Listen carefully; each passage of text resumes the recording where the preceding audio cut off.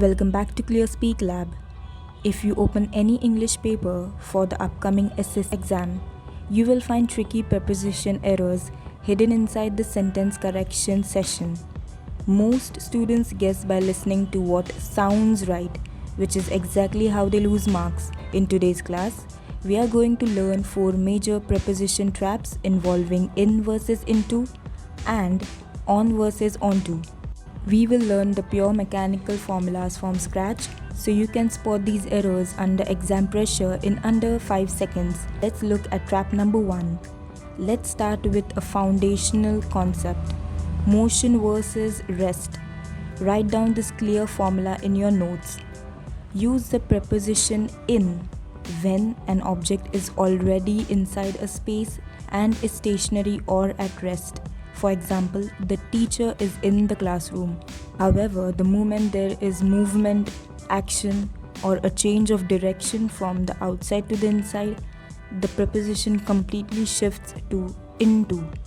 Let's write down 2 concept sentences to see the trap. Sentence 1. The frog is in the well. Correct, because it is already sitting inside. Sentence 2. The frog jumped into the well. Correct, because there is active physical motion crossing a boundary.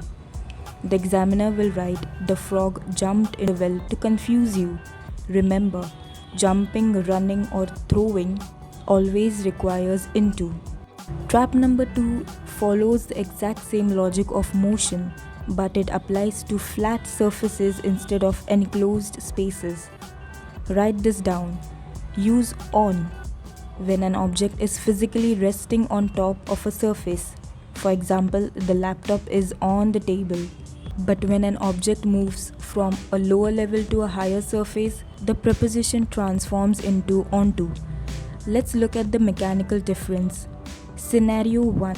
The cat is sleeping on the roof, at rest on the surface. Scenario B. The cat jumped onto the roof. Movement from the ground up to the surface. If you see verbs like jumped, climbed or stepped moving towards a surface, instantly check if the word is onto.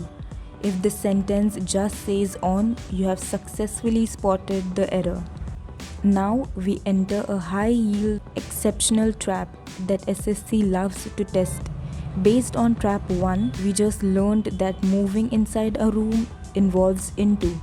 So logically, if you walk into a room, you might want to write, he entered into the room. But writing this down in big bold letters, this is completely wrong. The word enter itself means to go into. Because the meaning of into is already hidden inside the word enter, adding the word into right after it creates a redundancy error. Repeating the same meaning twice. Incorrect concept. He entered into the room. Correct concept. He entered the room. However, here is the hidden twist within the exception. If you are entering into a partnership, an agreement or a business contract, you can use into. For example, India and Russia entered into a trade agreement. For physical rooms, drop into entirely. A final preposition concept for today involves change of state. We use into not just for physical movement, but also when one thing completely transforms, changes or translates into something else. Let's look at 3 classic examples where into is mandatory. 1. Water turns into ice. Change of physical state. 2. Translate this passage into English. Change of language. 3. The caterpillar changed into a butterfly. Biological transformation. If an examiner writes water turns in ice, remember the rule of transformation and change it to into immediately. Mastering these 4 basic spatial prepositions will keep you from throwing away easy marks in your 2026 exam sheets. Now, let's test your conceptual clarity with today's homework challenge. I'm writing a sentence. The thief broke into the house and ran in the bedroom. There is a preposition error in the second half of this sentence. Based on the rules of motion we learned today, rewrite this sentence correctly in the comments below. I will personally check your answers. Make sure to subscribe to Clearspeak Lab to lock in your steady weekly preparation schedule. Like this video if it helped clear your basics, and I will see you in our next concept class. Keep studying and goodbye.